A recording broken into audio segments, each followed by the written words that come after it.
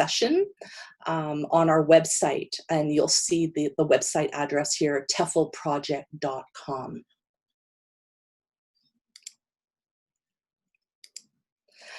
As many of you know, the goal of our project and our TFEL partnership is to look at better integrating research and practice with social work students and also with our partners by creating new opportunities to provide practice research training and partnered research training opportunities both within post-secondary institutions and across the public and not-for-profit sector. So we're very focused on working with students. This summer, we've involved about 40 students in different initiatives, including 7 practicum students,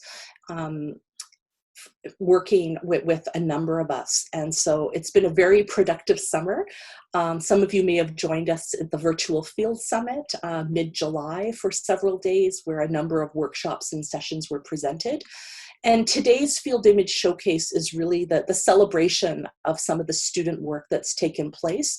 Students who've submitted an image and a narrative about aspects of their learning, either in their social work practicum or in some aspect of their coursework and learning throughout this spring, summer. And I think we'll see with the submissions how the impacts of COVID have certainly affected student learning in many areas. So before I pass it over here to our student hosts, we have Gabby, Lauren, and Sasha, who will be supporting us today as student hosts and research assistants and guiding us through the program. I would just like to ask, Lauren, or Gabby, can you confirm that we're being recorded, please? Yes, we are recording now. Okay, perfect. Okay, thanks. So I'll pass it over to Lauren. Thanks. Lauren, I think you might be muted. Lauren, I think you might be muted. Thank you, Julie. Good morning, everyone, and thank you, Julie, for those opening remarks. So just to go over the agenda for this morning, we will be starting the first presentation just shortly after I go over this agenda. After each presentation, there will be a question and comments period starting around 10:45. And then we will have a break, a 10-minute break in the middle, and then begin the rest of the remaining presentations, and then conclude with another questions and comments, and another closing remarks and thank you. And so I will now pass it off to Sasha, who will first introduce the first 5 presentations. Thank you. Hi, everyone. So just to add to what Lauren said, each presenter will have up to 8 minutes to present, and we will be posting a warning in the chat when you have 3 minutes left. Our first presenter today is Kara Au, presenting her piece, Collaborative Connections. Thank you very much. So nice to meet you all over Zoom. I am Kara, and I'm a research assistant with TFEL from the University of Calgary in Edmonton. So today I did my piece on collaborative connections, and you can see a bunch of smiling faces over Microsoft Teams, similar to Zoom, and actually at least one of the students is going to be also presenting in here today. So I was just wanting to talk about my research opportunities with TFEL. So through TFEL, I'm working with teams of 5 students and 9 students on 2 different surveys. So one was the State of Field Education survey that went out to field education coordinators across Canada. And another one was on the social work student experiences and practicum during COVID-19. So that is on how students across Canada were impacted by COVID-19 in their practica. So through both of these projects, I was able to present through field summits and through symposiums. Also via Zoom right now, I was able to draft manuscripts of articles and reports and be part of study design and data analysis.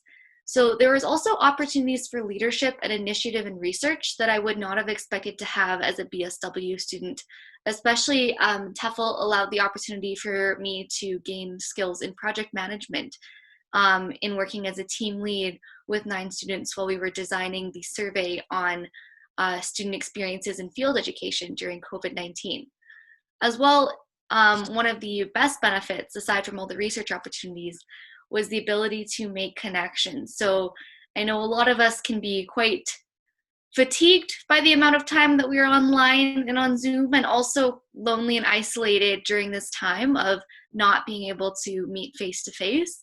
But I feel that it was lucky that this opportunity allowed us to meet and for me to get to know students even in this online format. So we were meeting at least weekly over 3 months.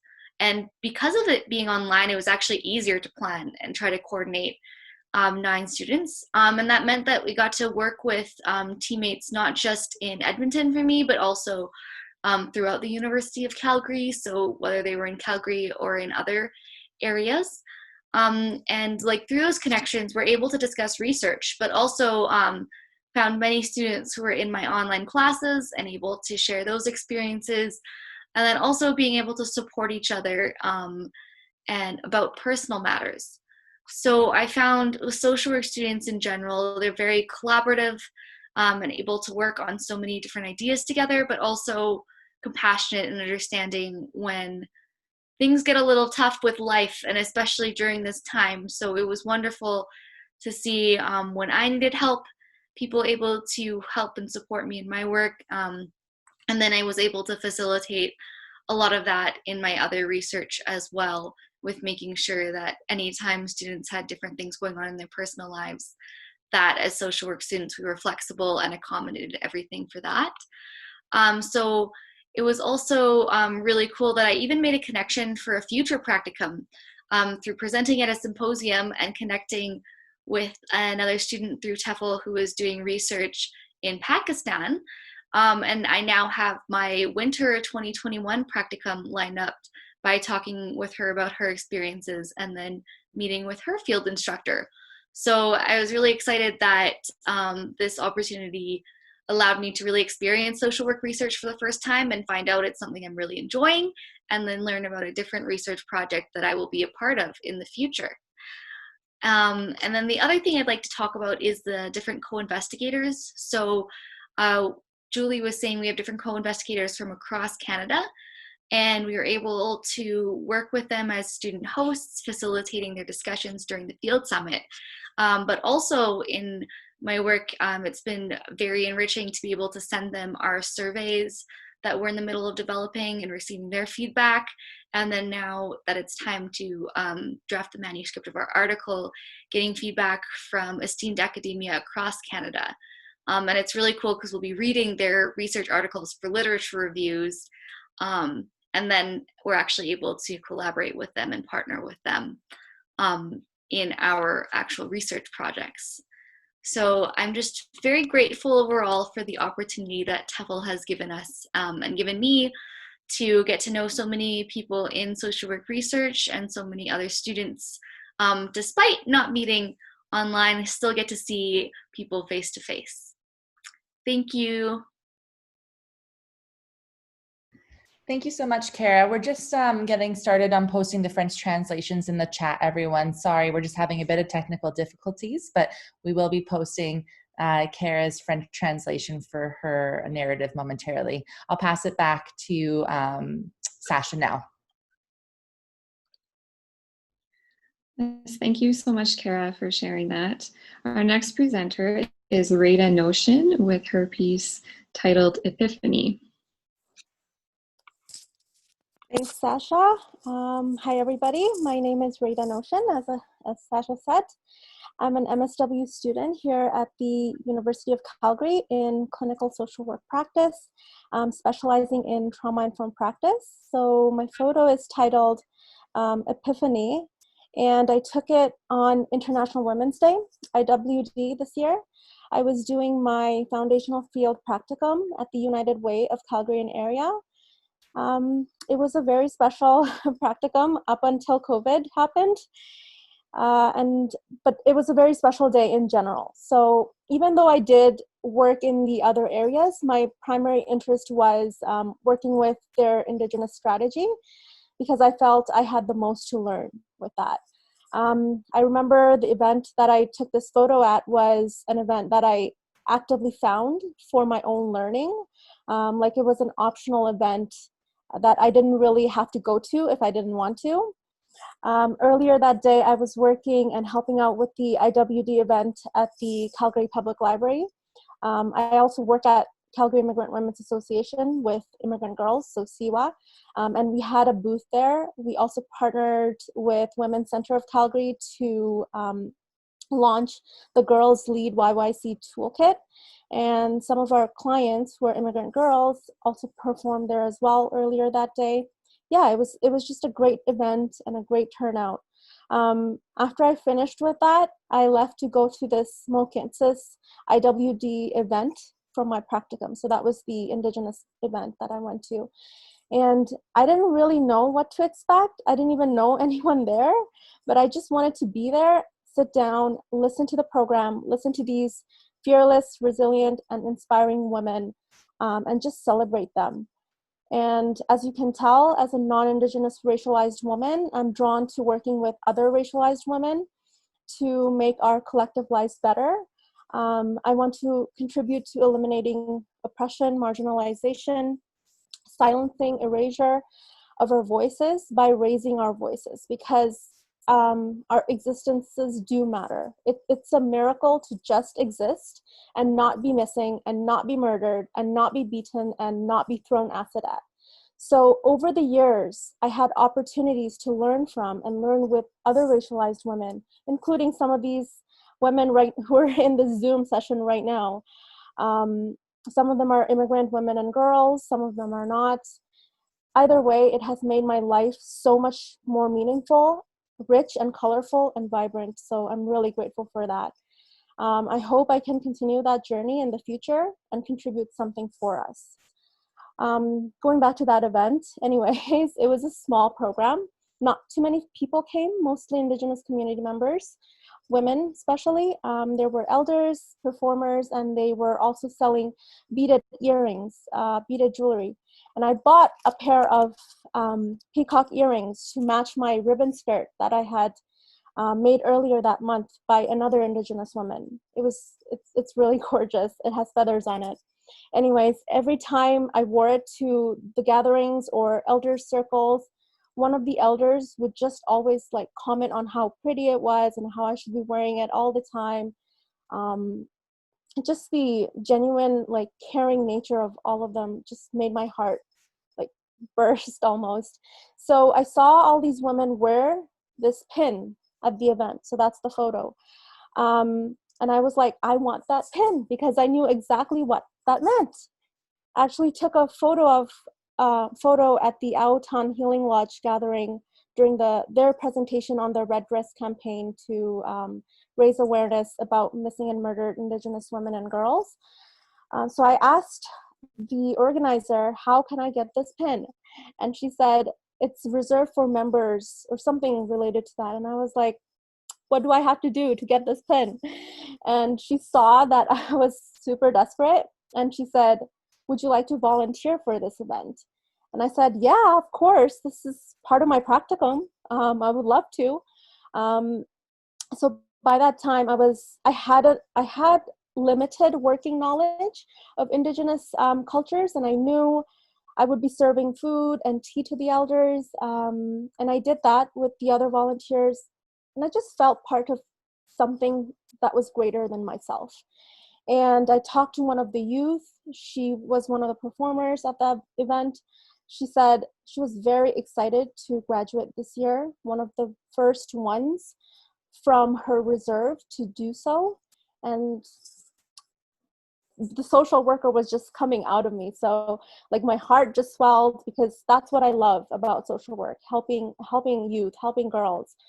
Empowering girls and women, uplifting them, and listening to their success stories.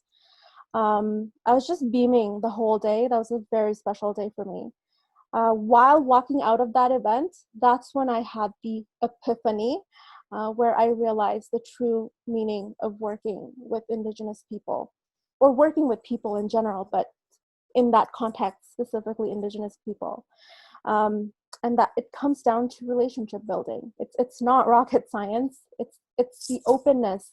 It's the embodiment of respect, genuineness, and caring nature. Like all of these foundational social work terms that we are taught right off the bat. Authenticity and passion. It was much simpler than I thought, but much complicated too, because it's the way you carry yourself. It's more about how you present yourself than what you say. And I think I did do something right throughout that practicum, because I was accepted as a friend of the community. I was accepted as a cousin. And I was told again and again that I do have the heart to do this kind of work. So that's the epiphany with this little red dress that I had during my practicum. I don't take too many photos, but I did during that practicum because I wanted to document the most important and the most meaningful parts of those experiences. So I hope you enjoyed this photo. I'm not a professional photographer, but yeah, I hope you enjoyed this explanation of how it came to be. Thank you. Thank you, Rita, for sharing that powerful experience. Our next presenter is Shrishti Bhattacharya with contribution to COVID-19 relief work.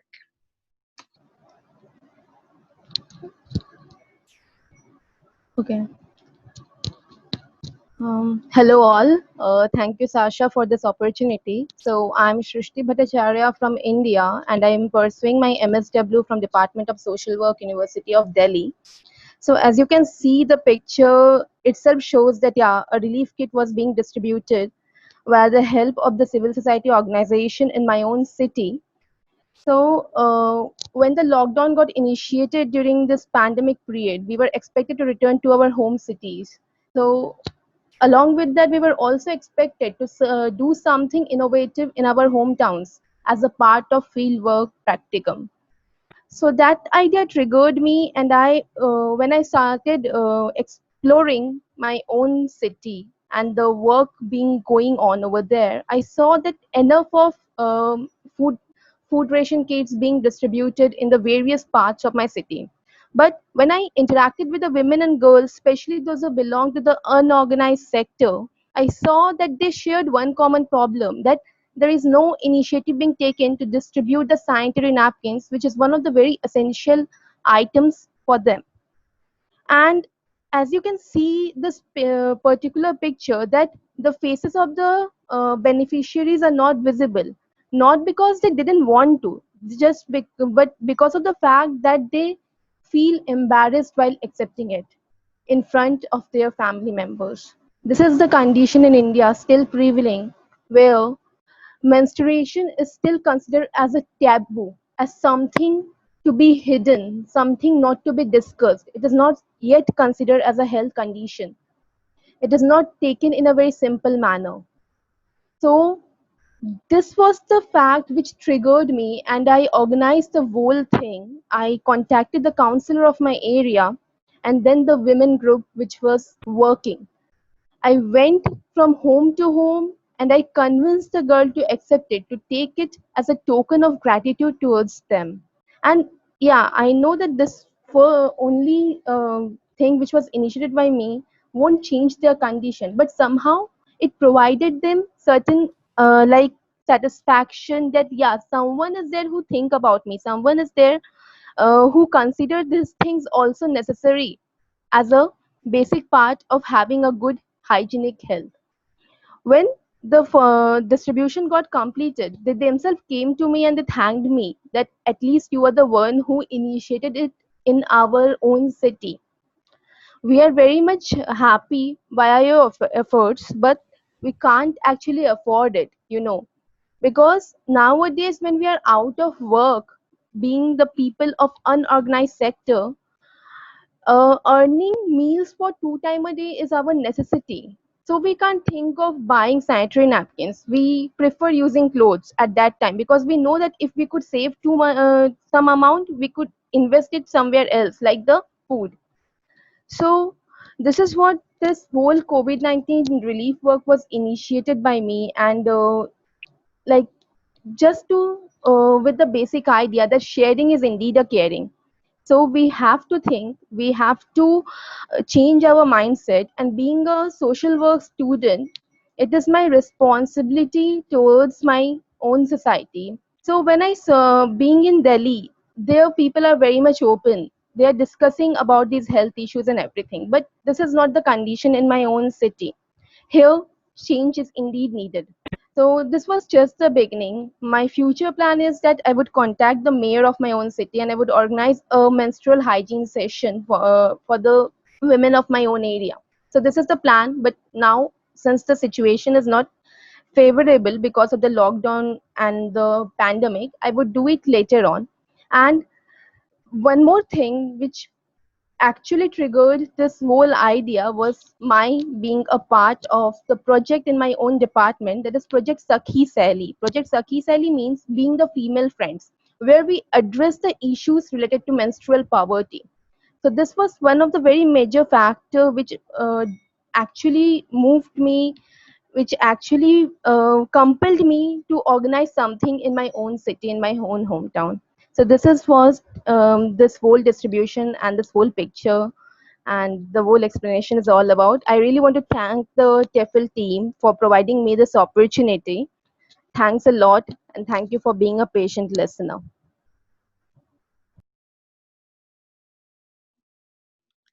Thank you, Shrishti, for sharing the initiative that you took with that project. Next, we have Miranda Gamboa presenting the Comfort Couch. Hi, everyone. My name is Miranda. I'm a BSW student, and I'm also a TFEL researcher. My photo kind of encompasses what I've adjusted because of COVID. I enjoy kind of being in school, kind of enjoying the noise, and at times it really helped me focus on my schoolwork. And I've been finding myself creating kind of that artificial noise in my home when no one's home. And then kind of like I usually enjoy working out at desk or table or a coffee shop with friends or even the social work lounge. However, I found in my house I can't even kind of sit down for an hour. And I'm kind of constantly having to adjust where I do my work and where I sit just to kind of pay attention. I used to have a distinct area in my home where I would go if I needed to kind of focus on schoolwork, but because of COVID kind of forcing us into our homes, the lines kind of became blurred. Everywhere became a study space, and this distinction kind of didn't exist anymore. I have ADHD, which means I already have a hard time focusing, so my attention is already quite diverted. And I felt adjusting and getting into a routine of learning how to adjust my life and my school and then this situation kind of put it to a halt, which was kind of hard. I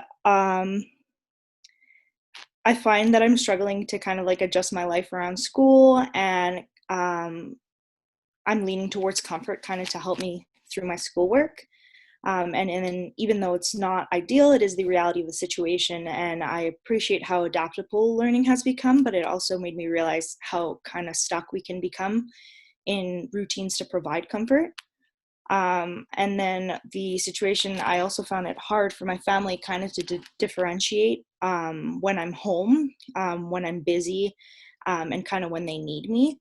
So I do work and school. I do schoolwork and like homework and work at my house, and I found it hard to express this to my parents when I'm busy because they think I'm kind of at home relaxing. Was just kind of like how COVID's affected everything I'm doing. And kind of like there's just no distinction of work areas anymore, just because your home kind of becomes your school and your school becomes your home. And then kind of like struggling with having ADHD kind of makes it hard to divert, like to have my attention on something for so long. so I'm kind of like leaning towards comfort and creating artificial noise in my home just to have like the feeling of people around me, which sounds super weird. And then just how it's been living with my family during COVID, and you know, being someone who has a job and who works, but it's all online now, kind of creates that like hard differentiation amongst my parents, and they kind of think I'm just kind of home relaxing while I'm actually like doing work. So it just not only confuses me on my timeline, but it also confuses my family and my parents about like when I'm doing what, when I'm doing my work, and kind of like how my schedule changes. So it just kind of it kind of just affected the whole thing, because you have had to stay home and do your work and kind of like have, you know, time for yourself, but it kind of creates that barrier to really have a clean line of when you're doing what. So that was basically it.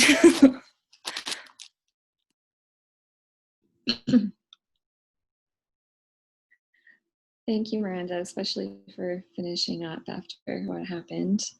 Our last presenter for this first set is Lacey Stewart with Every Step of the Way.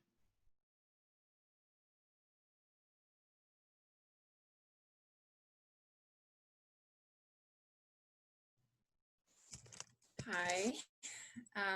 Okay.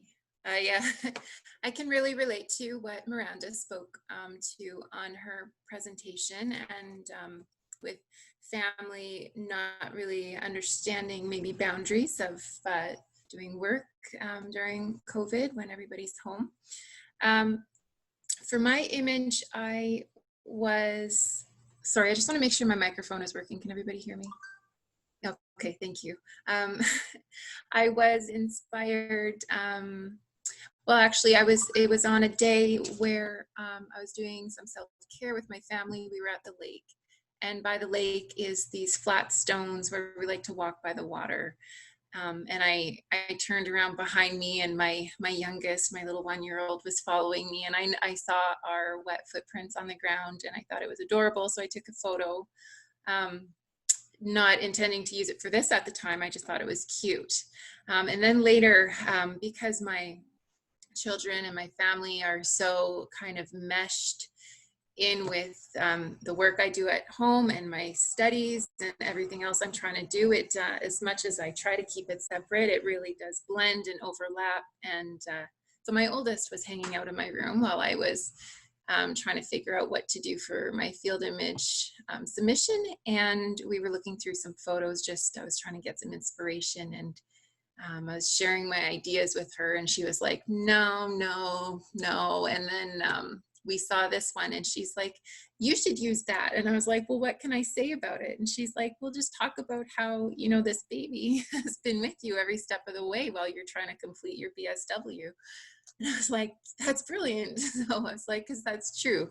The past 2 years that I've been in U of C, I'm now doing my final week of my BSW, actually, and also working as a RA for the TFEL Project as part of my practicum hours. Since I started at U of C, this baby's been with me. I was newly pregnant with her, gave birth to her on a day of a big presentation being due. I had an amazing group who stepped in for me to help with that. She came to both of my courses on campus at U of C. She's been in every Zoom session I've been in, and meetings and classes, and always in my arms doing homework. She's sleeping in my arms right now. So this image really reflects my experience, not just in practicum, but just finishing school at this later point in my life. And it really, I think, looking at it tells a story of like this moment in time for me.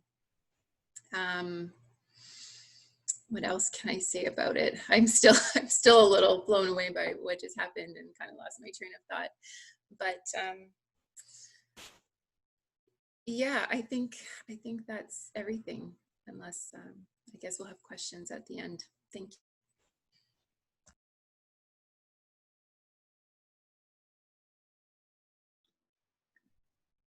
Thank you, Lacey. I will pass it on to Gabriella now to facilitate our question and comment time. Hi, everybody. Sincerest apologies again for what happened. That was really unprecedented, and I'm in awe of those of you who kept presenting and continued forward. That was not good at all. So I know that we've had a decrease in our participants, unfortunately, but are there any questions or comments for those who presented, the 5 presenters that just presented? You can also put them in the chat box if you're not comfortable speaking over Zoom.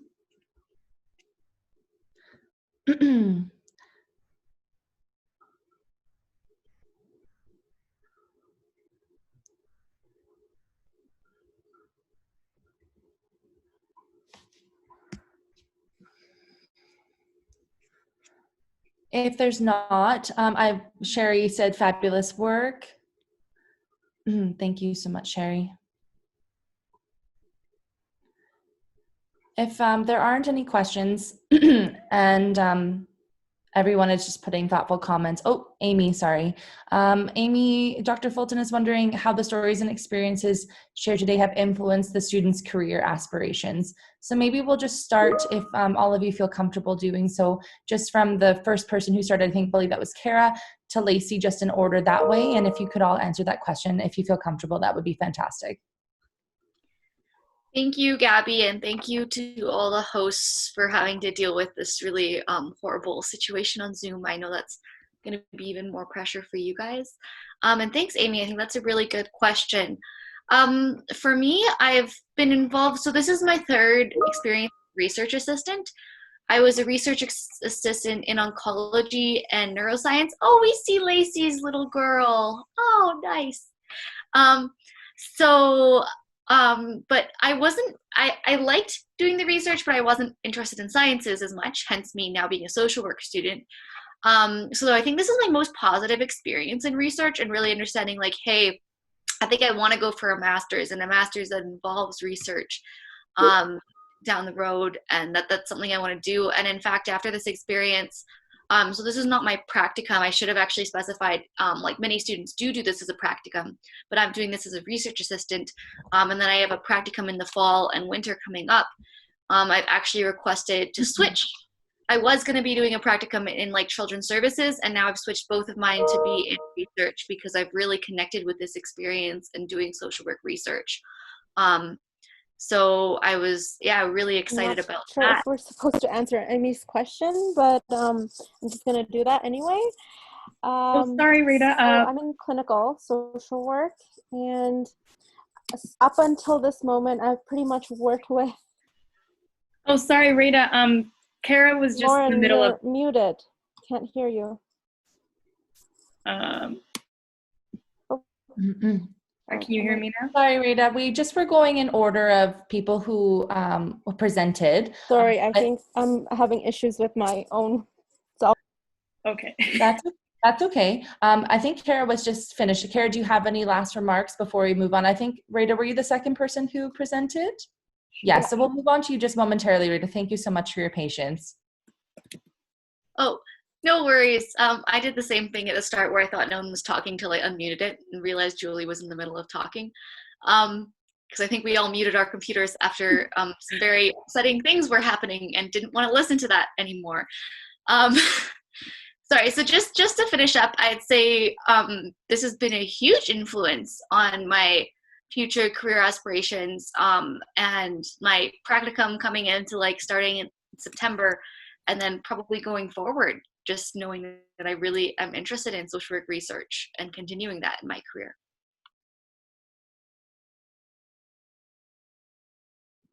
Thank you, Kara. I think, Rita, were you the next presenter? I think you can go next. Thank you so much. Thank you. So sorry about that. As you know what happened, I just muted, so I wasn't sure what was going on. So just to answer Amy's question, I'm going into clinical social work in my practicum this fall. And up until that point, I pretty much worked with women. So I have extensive experience working with racialized women. And I think, especially with the United Way practicum, I realized even though I want to do clinical social work, I'm really passionate about policy change and big, like macro level change. So my dream, like ideal job would be to have a day job that's clinical, but I'm going to do volunteer / committee / leadership work that is focused on the root issues. So racism, poverty, all of these structural issues that I want to do on the side as kind of like a volunteering / leadership / committee type work. So that's how I think this whole experience has influenced my career aspirations moving forward. And I've just learned so much over the past year of my degree, especially on Indigenous communities and Indigenous cultures and histories, that like I really feel that I have a passion for going that direction as well. And I received great feedback from Indigenous women, and they said that, you know, you're starting to question and think like an ally, which to me is the most important compliment, and just made me feel so good that I'm doing something right. So that's how I will answer that question.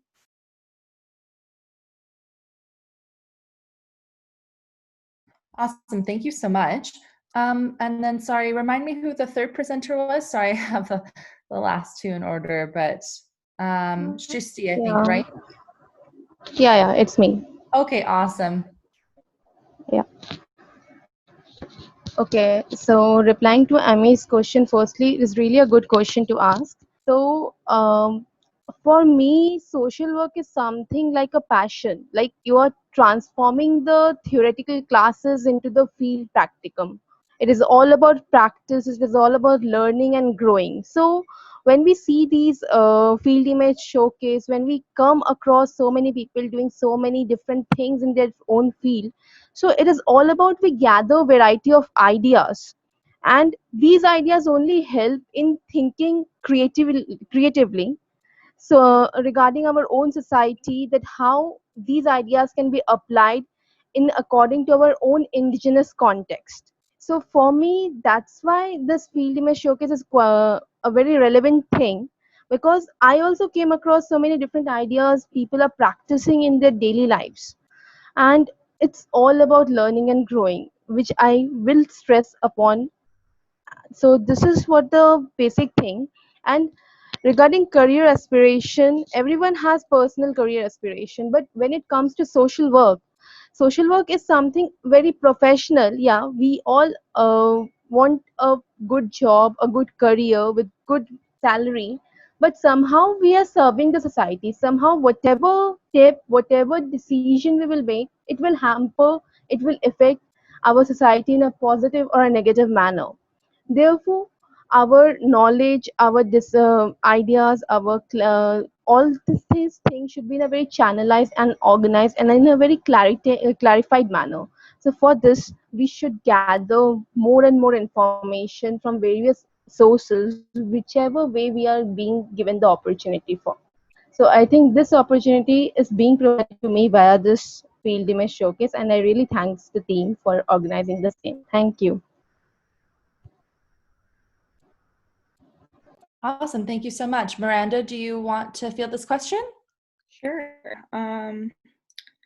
So I don't know, this situation and my experiences have kind of like taught me that I am adaptable, that I'm kind of open to working anywhere, and that I'm kind of interested in research, pursuing research, but I also am interested in kind of helping like adolescents and children, specifically in terms of like their mental health and helping that along.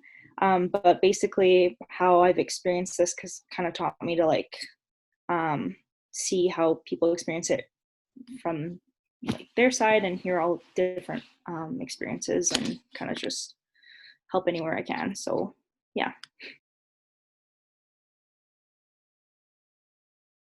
Awesome. Thank you. We'll move to Lacey. And then I think what we'll probably do is just continue straight into the remaining 5 presenters if everyone feels okay to do so. And then we'll do another question and answer period later. So if you guys who are participants could think of some questions for our wonderful students, that would be fantastic. Lacey, would you like to answer this question? Sure.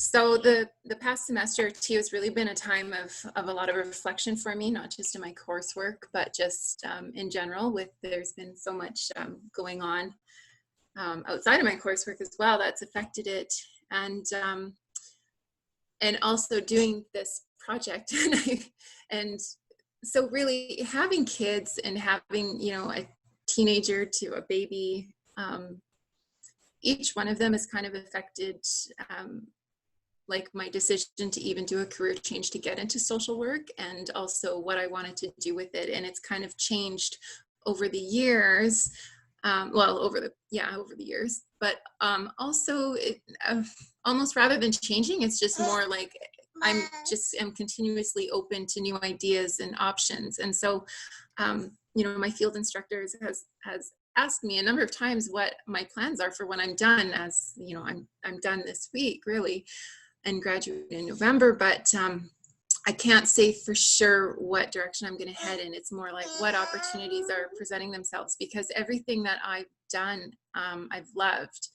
Each of my practicum experiences have been a huge learning opportunity, and I've really enjoyed the work I've done in each and every one. And so it's been really hard for me to just choose which direction I want to stick in. So I think right now we're just going to see what's out there and go from there. Thank you so much, Lacey. And your baby is beautiful. That right there gives me hope, a lot of hope. So maybe, Lauren, what do you think? Do we have time for a quick break? Or I think maybe what we'll do is we'll just collect ourselves for a few minutes, just because I think we'll do that for a few minutes. So please take some time, and then we'll reconvene. What time is it now? Probably like at 11:15, if that's okay with everybody. Thank you so much. The moments that I miss when going to the office, such as my quiet time on my commute, listening to my music, the aspect of social interaction, and maintaining my daily routine. Alternatively, the moments I gain from being home, such as more sleep, more relaxation time, less stress, and more family time. Balancing work at home can be challenging as coworkers work at different times. It can be difficult to set those boundaries and not try to work only when others are available. I also have my work app on my phone so I don't miss a notification, although I do try to not always respond immediately if it's not necessary. It has been harder to balance work and life as they blend together. There's a certain peace in leaving the office and not having to think about work again until returning the next day. Although I know this is easier said than done, as sometimes we do bring work home with us, but working from home, this is even more challenging. An additional challenge that I have been exposed to is that family members are also working from home or being laid off, and the ease of just hanging out with them and finishing work at a different time. Additionally, it is a unique experience to be researching and surveying students who are in the same situation as me. As I balance my own opinions and experiences compared to reading the experiences of others, reading others' students' experiences has allowed me to think of things that I did not previously think of and has broadened my understanding and perceptions. It is interesting to know that others are experiencing the same thing, what they're doing differently, and what they're experiencing that does not affect me. My routine is changing, however, not necessarily for the worse, and it has allowed me to be ready for anything as it can change at any moment. So I was trying to think of a way to portray this balance in a picture, but I couldn't think of it, how to do it properly and effectively. So I was at my grandma's pool, which is somewhere I go often to relax and occasionally bring my work there, although I do try to keep those things separate. I thought that since I do sometimes work there, it would be a unique submission to portray my work environment, showcasing how life and work interact. As I was trying to take a picture of my work screen, I wasn't able to get rid of the reflection of the sun on the screen. I wanted people to be able to see how many tabs I had open, the notifications I had, and my calendar of appointments. I moved it around to many different places. I moved it to the deck, the patio table, the concrete. I played with shadows, with umbrellas, but no matter what, you just couldn't tell what was on the screen. At one point in the process, I realized that all this work I was trying to do was to get rid of the reflection of the beautiful pool so that I could show the work on my computer. As you can see in the picture that I chose, my laptop rests on one of the comfy lounge chairs that I normally sit on while relaxing by the pool. You can tell that it's a beautiful sunny day.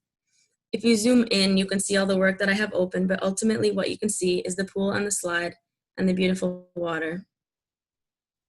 I decided on this picture because at one point, as I was trying to find the perfect angle, it occurred to me that I was trying to take a picture of my work to talk about the difficulty of balancing it, but my pool kept getting in the way. From this, I changed the theme of my submission. I began to think about the things that I have to balance pale in comparison to other situations. I thought about those experiencing homelessness who I used to work with at the expo, who no longer had the expo center to go to every day and will be lacking daily resources. I thought about the children experiencing abuse that I used to work with, having to stay home, not having their teachers to reach out to them and provide help. I thought about K-12 teachers and students having to go back to work and school with limited precautions in place while my classes remain online. And I thought about marginalized populations who do not have access to resources to keep them safe during this pandemic and often have no choice but to risk their safety to make ends meet. During this submission process, I was to talk about how working from home has been, and I've been provided many learning opportunities for my job that I appreciate so much that I'll take with me into practice, such as flexibility, adapting to change, computer skills, research skills, and other unique skills that I likely would not have learned if it were not for this situation. I've also been given the opportunity for self-reflection that I may not have realized without the help of this submission process. Beginning this process allowed me to reflect on my work and what it is that I am balancing. This is not to say that I'm not allowed to experience challenges, but it helped me to gain perspective and realize not only do I have beautiful places to relax and find peace, I have a roof over my head, I have a job, I'm getting an education, I have family who support me, I have the resources to keep me safe, and I'm forever grateful for all of these things, as well as the opportunity for self-reflection and the ability to share my experiences with you all and learn from others experiencing the same thing. Thank you.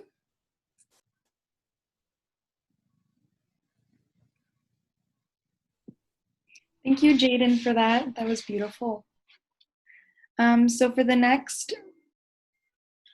presenter, this will be Clarissa Foss, presenting Headsets and Sheltering in Place.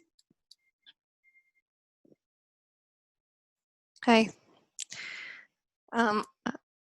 So I decided I would wear my headset today just because it's part of this. I took a picture of this headset just to portray a little bit about what it's like working in a COVID-19 situation. And then I wrote this poem I'll read to you. I bought a headset so I could teach English to children in China. I got most of the way through the hiring process, but chose sleep and social work instead. I put the headset in a drawer somewhere. Then COVID-19 showed up. 4 children at home, 3 with video conferencing schedules, 15 hours of Zoom per week for me. Desperately, I searched for the headset. 2 days I searched for the headset and found it when I stopped looking and only used it twice because after all, they're uncomfortable. And like so many other things, not as important as I thought they'd be.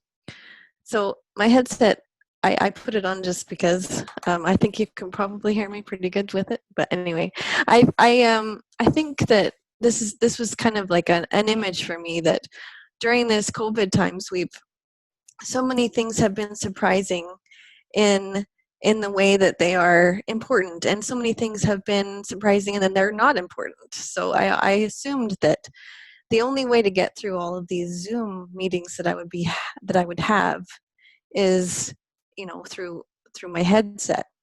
And then I found out that most people didn't use them, and that I really didn't need to use it. I could use my laptop has a good enough volume control on it, so they were fine. I was fine without it, and so that was just one thing. But there were just so many other things. Like I never thought that masks would become so important, but as we know that they are now, and like slippers and a comfortable pair of pants. Those were things that are way more important now than I imagined, because and work clothes are less important.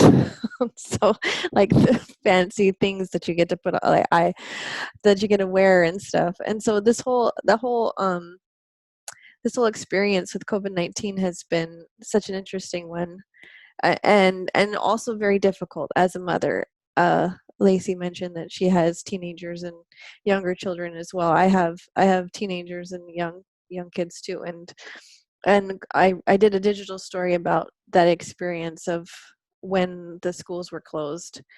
That was very difficult. And it's one of those times where I look back and I go, okay, I did that, and now I can get through other things as well. Now it's just one of those I think those things that we're all going through this right now, and we'll get through it, and then we will remember it, and we'll tell our children. Well, my children will tell their children about how they got through this COVID-19 thing. But anyway, I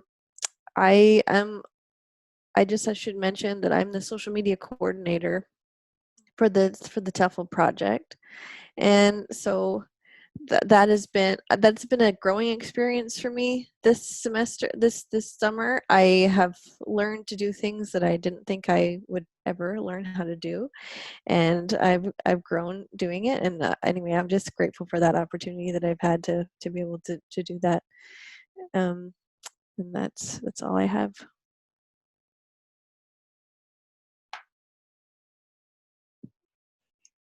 Thank you, Clarissa. I loved the poem, and I think everyone as well enjoyed seeing it and hearing you speak on it. Okay, and then the next presenter is Bola Abe. Unfortunately, she as well wasn't able to make it, so I will be reading the piece that she wrote on her behalf. So this is We Have a Dream by Bola Abe. This picture reminds me of some of the discussions I had in class over the course of my first year in the MSW Clinical Social Work Practice program at the University of Calgary.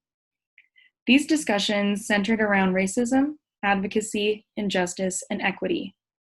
It strongly reminds me of my experience as a practicum student at the Calgary Youth Offenders Center, CYOC for short, where some of these themes came up and I had to push my advocacy skills in defending and amplifying the voices of marginalized populations. At my placement, I realized that the issue of racism is everywhere, even in prisons. The population of Black youth at CYOC was high, yet there were no programs specifically tailored for them. I noticed that other populations that were predominantly white youth and Indigenous youth had several programs tailored to each of their populations and culture. They were also provided with numerous resources, as opposed to the lack of resources being given to the programming for Black youth. This did not change until I advocated for the implementation of programs that were specific to the culture and experiences of being part of the Black population. Throughout my practicum experience, I began to learn more and more about these systemic issues and the role racism played in perpetuating these systemic issues. I realized that racism is truly everywhere, and I knew that my role was to continue fighting against these oppressive and racist structures until justice is achieved. My photo represents the advocacy for freedom, rights, and equity, and the ways in which the government, polices, and others participate in racism. Social justice within a context of anti-oppressive research, to me, represents the rights for the voices of newcomers, immigrants, and people of color to be heard, and recognizing their pain, struggles, objection, subjugation, and agony. I emphasize the need of models of practice that advance social justice at multiple levels, and the kinds of struggles marginalized populations find themselves in. This photo depicts a cry of, "I've had enough," and not being able to take one more act of injustice being done to Black people. We cannot have any more innocent and disadvantaged Black lives be taken away from us. We need to amplify the voices of people showing their pain and speaking their truth, so that together we can achieve the dream Martin Luther King Jr. fought for, a dream of justice, rights, equality, and equity. So thank you, Bola, for that beautiful and very moving speech as well. And then the final presenter that we have today is Heather Shenton, who will be presenting My Life, My Practicum, My Home.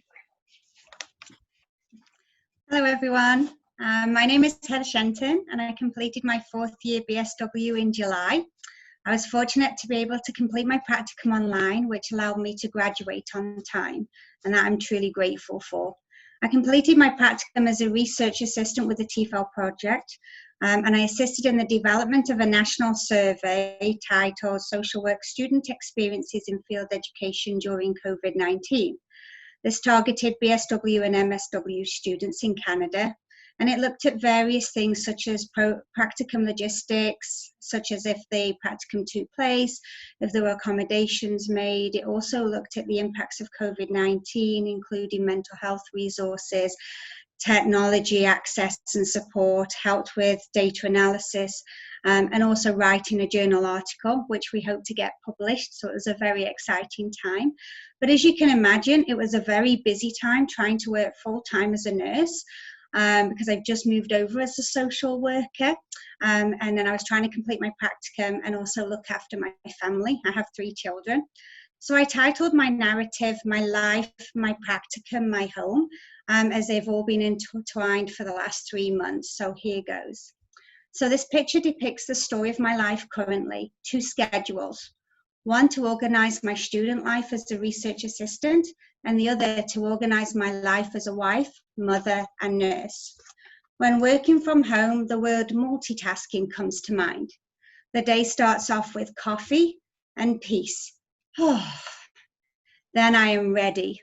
Alternating research project with feeding the kids, feeding the dogs and cats, research project, doing laundry, research project, preparing supper, research project, playing taxi, research project, washing dishes, research project, folding the laundry, research project, bed.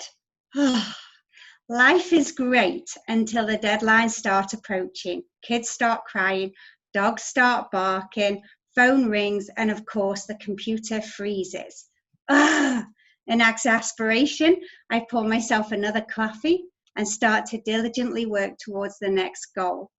I notice that the word diligently has the word gently in there, and I remind myself to be gentle, to breathe, and to just embrace this moment. For I am one of the lucky ones. My family are close, we are healthy, and we are safe.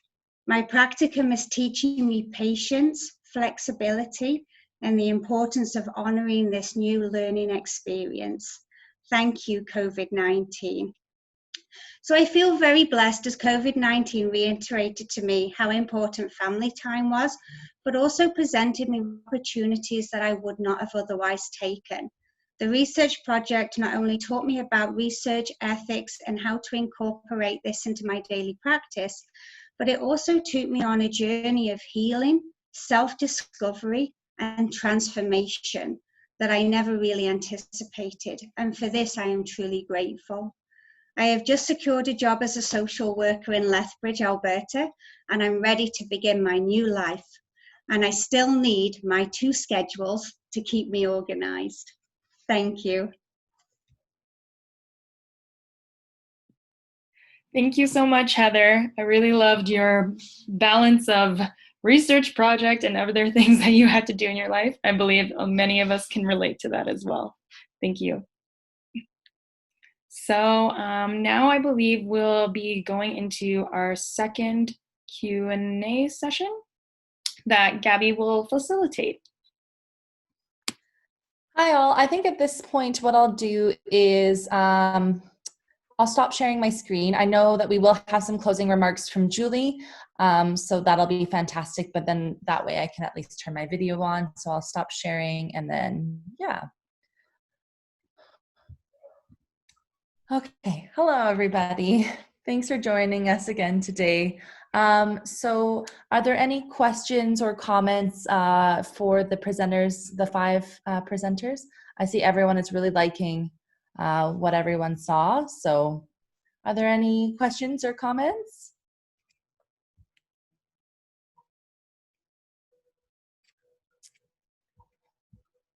Monica asks, how has your research practicum experience affected your views on research? So maybe what we'll do is the same as last time. We'll go from the first person who presented to the last person. So the first person is unfortunately not here. And then I believe it went to Jaden. So Melissa, Jaden. So Jaden, why don't you field this question first, if you'd like. Yeah, no problem. I hadn't really thought much about research before. I didn't really know anything about it, but kind of working through this process, it has allowed me to kind of really think about the importance about like evidence-based practice and ensuring you know that what you're working from is like has been legitimately studied and you're not just kind of making things up. I'm just gonna look at the question again, views on research. I think the question was, how has your practicum experience affected your views on research? Yeah, so mainly that, and then, you know, I think a lot of people don't want to engage in research. I don't know why, just maybe because they think it's boring, or just it's like not hands-on with clients or face-to-face, but I've really enjoyed my experience so far, and it's something that I would like to continue pursuing in the future. I think it's good to have a balance with that face-to-face and have the background in research. So yeah, I'd like to continue with the research as well. Awesome. Thank you so much, Jaden. And then I believe Bola was the third person, and they are not here. Lauren, do you remember who went next? My apologies. Heather.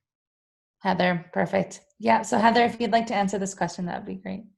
Yeah, absolutely. Thank you. So I think at first I found research very intimidating because we have this idea of what research is, doing lots of literature reviews, looking at the ethics component. So it can be very daunting. And so that's one of the reasons why I really wanted to embrace this practicum and be a research assistant. But what I found is that it's not really so intimidating. You know, obviously you have lots of different things to do. You break it down into sections. But we did a lot that I never really even anticipated doing. So like that development of the survey, doing data analysis. You know, we don't always think of that as kind of part of research. It taught me a lot about ethics. And again, it made me not so scared of ethics. And it helped to teach me the process. But I think the other thing that it really taught me is that how to integrate research as a daily practice, in that we do it every day. Like in my job as a nurse and as a social worker, we do assessments, we do evaluations, you know, and that's part of research, you know, and so for that, it certainly made it less intimidating. And it was just, like I say, such a fantastic experience where it really took me on that journey of healing, self-discovery and transformation. We had a chance of doing a digital storytelling. And again, that was part of research. And that was an amazing experience because, again, just sharing our stories and just being part of that. There's so much more to research than just literature reviews. And so I would encourage anybody, you know, if they have an opportunity to do a research practicum, to take it, because it's just so much more than what you think you're going to get out of it. Thank you. Yeah, I couldn't agree more, Heather. Thank you so much. I understand that we missed Clarissa. I'm so sorry. Clarissa, do you want to answer this question? Yes, that would be. So I am not part of one of the research teams that at TFEL. I work on my own a lot actually, because doing the social media coordination. And so what I have learned from this experience is that the research that everyone is doing, like the question that I have is, what story are we trying to tell? And then when we're telling that story, that's my job. I get to tell the story of the research through social media. And so part of that is knowledge mobilization. So how do we get the research that you've all worked so hard to complete and then get it out and to the people who need to see it, and then how do we invite people to participate in that research, and what is our calls to action?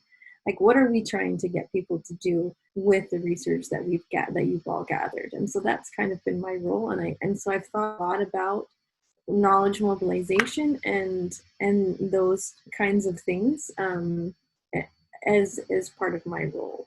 And I keep going back to storytelling because I really appreciate I really appreciate that we as humans, we really love stories. We love to hear them, and so if we can encase that research into a story, then I think you get more people who are wanting to be involved with that. Awesome. Thank you so much for sharing, everybody. We do have another question from Dan in the comments. So maybe what we'll do is we'll just go in reverse order so that Clarissa, you can answer this question first. What will be your next steps in learning about research? Have you been sufficiently captured by research to keep your learning going? Or do you have any, I'm guessing what Dan means by specific is maybe specific interests. So Clarissa, do you want to answer that question? Sure.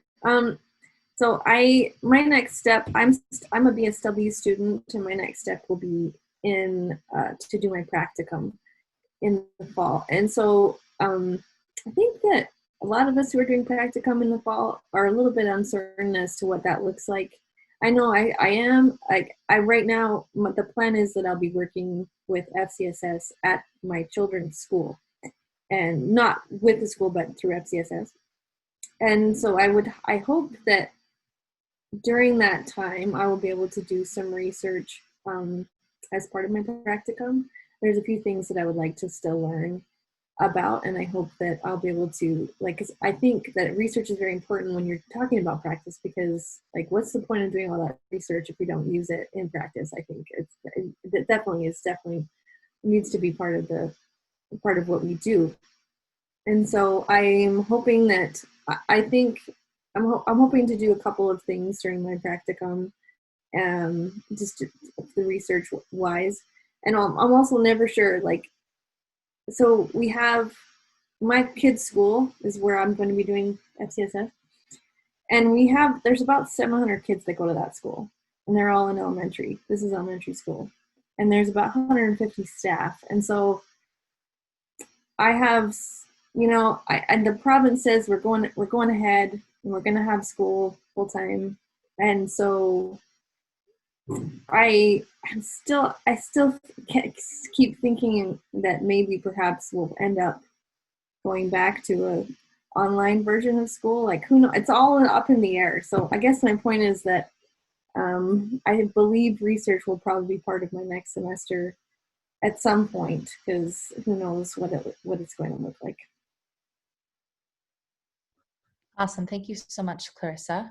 And I guess we'll just go backwards. Heather, would you like to answer this question? Yeah, for me, my next step is that I'm just in the process of applying for my master's in social work. And so if possible, I would really like to do another research practicum as part of that. I'm also looking into opportunities into doing more research assistant positions and roles. And so research is definitely going to be a big part of my future.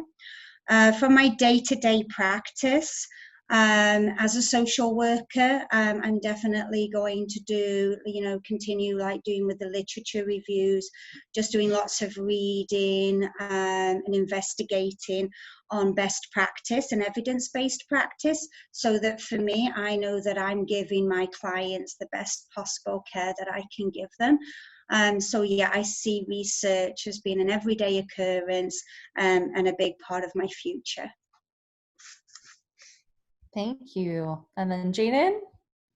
Yeah, thank you. So I think that research has given me kind of a new lens to kind of evaluate things that I do in my everyday life, in my classroom learning, and in my practice.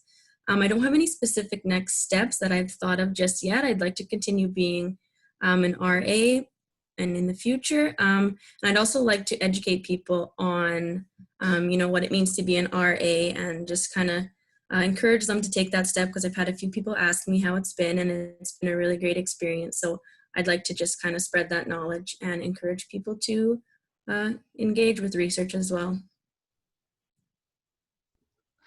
Awesome. Thank you, everyone. If there are no further questions, we're running ahead of schedule, which I think is to be expected with everything that's happened so far today. But that being said, does anyone have any more questions for the students or would like to make any comments? No? Okay, so I think what we'll do is we'll pass it back to Julie, who will give some closing remarks. And I would just like to thank everyone from the bottom of my heart for being here today and overcoming what happened. Thank you very much for your participation and your strength going forward. So I'll give it away to Julie. Thanks, Gabby. I'd like to thank our student hosts today, Gabby, Lauren, and Sasha, for guiding us through our first field image showcase. The aim of the showcase was to provide students with an opportunity to share an image and a narrative that reflects an aspect of their practicum and their social work learning.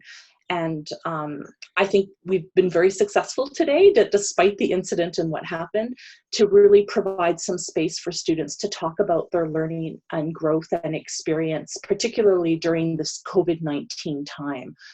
I think it's an apt opportunity, as many students and research assistants are finishing the spring-summer semester this week. To reflect on the journey and the learning that's taken place. And I really enjoyed seeing your images and how the photos capture those different aspects of experience. So thank you very much for joining.